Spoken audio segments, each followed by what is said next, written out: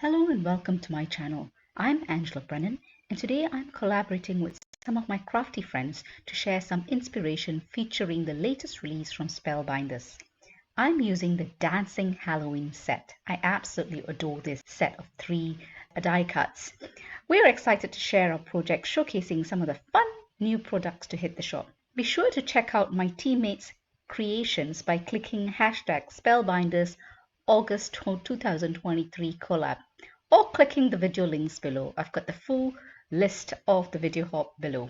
I decided to make bookmarks with this Dancing Halloween set because in the UK we don't really give out Halloween cards. I mean, there's trick-or-treating and stuff like that and some Halloween parties for the kids, but we don't really give out cards. So rather than make cards that I'm not going to give out, I decided to make bookmarks because which kid doesn't like bookmarks, especially when there is elements in it that can move.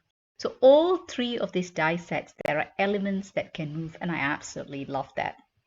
I start off by die cutting all of the elements using color cardstock, which, whatever color cardstock I want to have the color combination for that particular die set.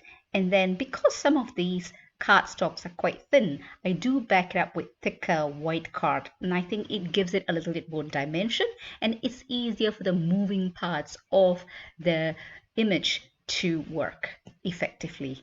So I start off by doing that and I compile the image. As you can see, I've done that and I've not really explained it. It's self-explanatory if you see how I do it, but it's the moving parts how I do it. I just use foam squares. You can use tiny circle or square die cuts if you compile it, like put 6 or 7 layers, but I decided to use foam squares because I find that easier. There's many ways to do that. So I decided, because I do give some little kids little packages of sweeties for Halloween, so I will just put these bookmarks in the little packages. I think it's kind of cute. And my sons, especially my younger son, he does like a good bookmark.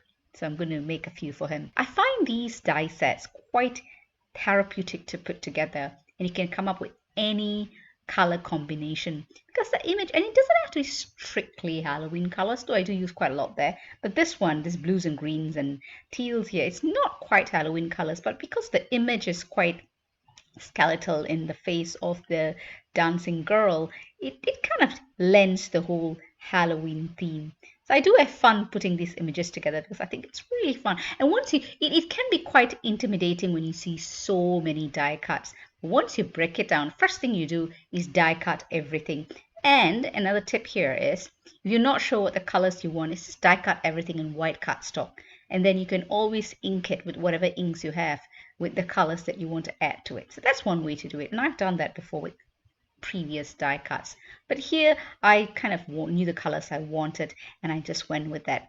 And I also use a bookmark die set that I had. If you don't have a bookmark die set, you can always cut a rectangle piece and punch a hole at the top.